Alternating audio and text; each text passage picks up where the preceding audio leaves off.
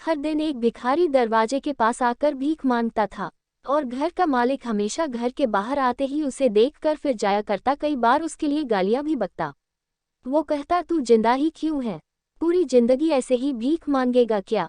धरती का बोझ क्यों बना बैठा है? और कभी कभी उस भिखारी को गुस्से में वह धक्का भी मार दिया करता।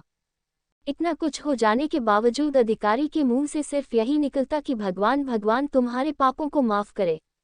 एक बार सेठ को धंधे में बड़ा नुकसान होने की खबर मिली। सेठ बहुत परेशान था कि तभी उसके दरवाजे पर वही भिखारी आया। गुस्से में अपना आपा खोते हुए सेठ ने उस भिखारी को पत्थर दे मारा। पत्थर लगने के कारण भिखारी का सर फूट गया और उसके सर से खून बहने लगा। फिर भी दर्द से कराहते हुए भिखारी ने इतना ही कहा, भगवान तुम्हारे पापा को माफ करे। भिखारी वहां से चला गया। सेठ सोच में पड़ गए, भिखारी को पत्थर मारा फिर भी उसने सिर्फ प्रार्थना की। सेठ का गुस्सा शांत हुआ, शेर का मन शांत हुआ। भिखारी का रहस्य जानने के लिए सेठ ने भिखारी का पीछा करना शुरू कर दिया। भिखारी जहां जहां जाता सेठ उसके पीछे जाता। सेठ ने देखा कि कोई उसको खाना देता, कोई उसको मारता, कोई अपमानित करता तो कोई गाली देता। लोग भिखारी के साथ चाहे जैसा व्यवहार करते, लेकिन भिखारी सबके लिए एक ही प्रार्थना करता, भगवान तुम्हारे पाप माफ करें। अब रात होने को आई थी। भिखारी अपने घर जाने के लिए लौटा। वो अपने घर पहुंच गया, लेकिन सेठ अब भी उसका पीछा कर ही रहा था।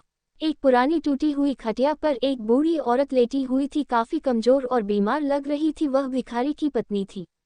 अपने पति को वापस आता देख वह खाट से उठ खड़ी हुई। पत्नी ने अपने पति के भीख वाले कटोरे में देखा, उसमें सिर्फ आधी बासी रोटी थी। उसे देखकर वह बोली, आज बस इतना ही मिला, और हाँ, आपके सिर से खून निकल रहा है, ये चोट कैसे लगी? बूढ़ा भिखारी बोला, आज बस इतना ही मिला, किसी ने कुछ दिया ही नहीं। सब ने गालियां दी और एक नए पत्थर भी फेंकना, इसीलिए मेरा सर फट गया। एक गहरी ठंडी सांस लेकर बूढ़ा भिखारी फिर से बोला, यह मेरे ही पापों का फल है। तुम्हें याद है कुछ सालों पहले हम कितने अमीर थे? क्या कुछ नहीं था हमारे पास? हमारे पास हर चीज जरूरत से ज्यादा थी, लेकिन हमने कभी दान नहीं किया। और उससे भी बुरा हमने उस अंधे भिखारी के साथ किया जो हमारे द्वार पर भीख मांगने आया करता था। बूढ़ी पत्नी की आंखों में आंसू आ गए। वह बोली, हाँ, हम उस बेचारे अंधे के साथ बहुत बुरा करते थे। उसका अपमान करते थे, उसे खाने के लिए रोटी की जगह कागज दिया करते, उसका मजाक उड़ाया करते और कभी कभी मारा भी करते।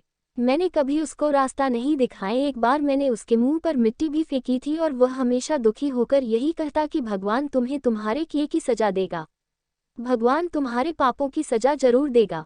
उसका श्राप सच हुआ और हम इस दुख भरी जिंदगी में आ गए। भिखारी बोला, हाँ, उसका श्राप सच हुआ, इसलिए मैं किसी को बददुआ नहीं देता।